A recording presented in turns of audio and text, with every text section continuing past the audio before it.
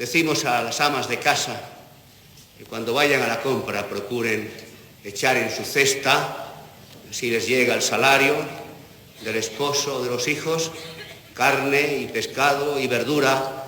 Lo que no podemos decirlo porque es un sarcasmo es que echen democracia en la cesta de la compra, pero señor... No podemos finalizar el repaso a la primera legislatura, la que va de 1979 a 1982, sin hablar de dos diputados del Grupo Mixto que dieron mucho que hablar por sus oratorias.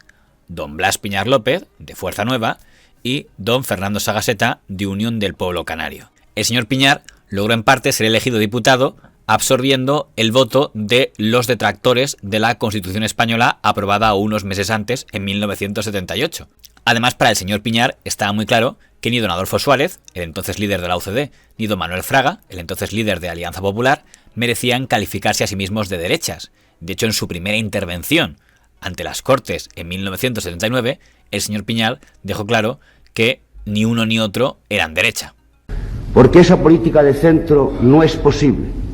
Y no es posible porque el centro no es una ideología ni una doctrina.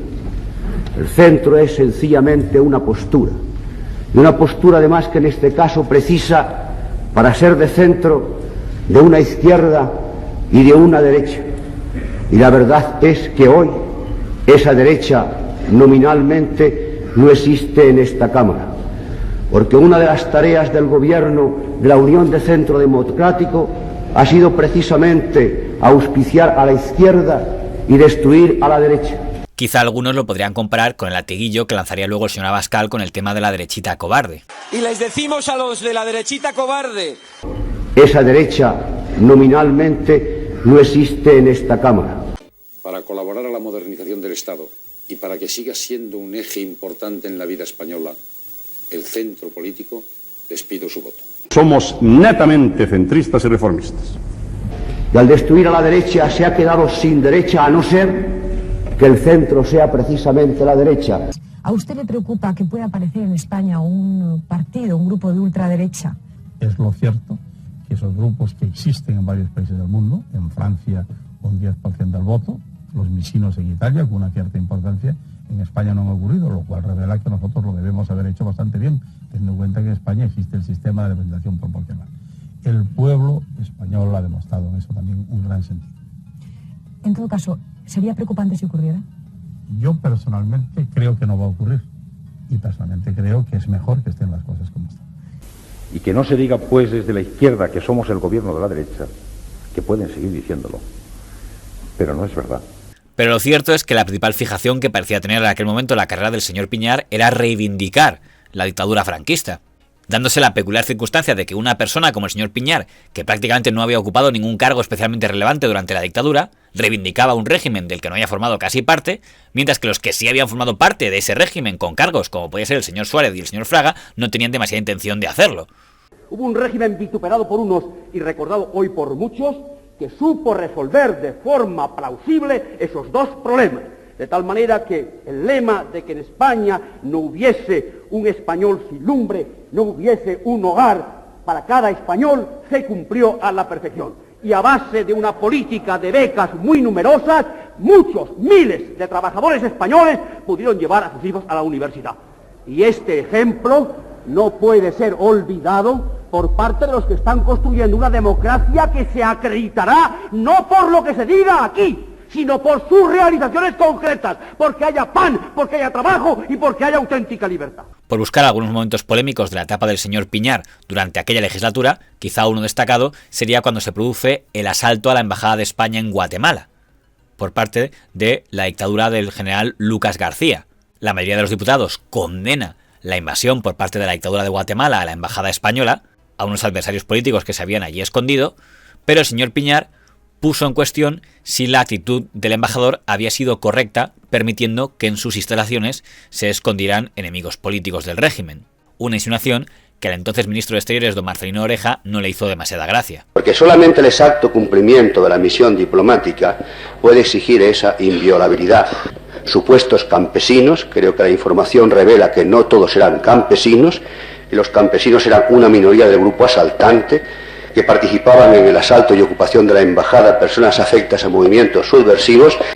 Me parece que esas presunciones dejadas en el aire son absolutamente inadmisibles. Y creo que es muy grave en temas de esta naturaleza el dejar flotando declaraciones como la que él ha hecho.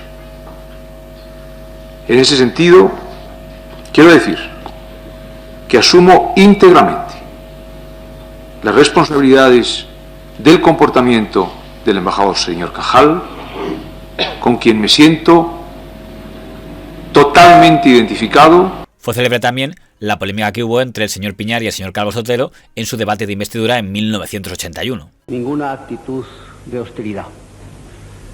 Tengo para su ilustre apellido, tan entrañablemente vinculado a la historia última y dolorosa de España, respeto, simpatía y admiración. Tiene la palabra el señor Calvo Sotelo. Señor presidente, señor diputado, con toda cortesía, pero con toda firmeza, tengo que hacer una puntualización.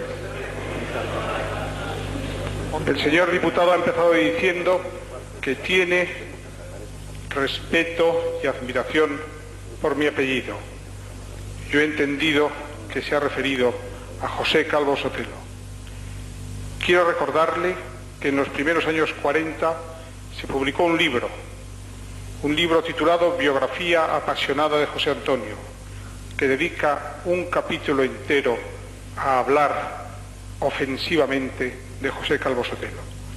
Ese libro estaba agotado y hace unos años la editorial Fuerza Nueva, con prólogo del señor diputado, lo reeditó.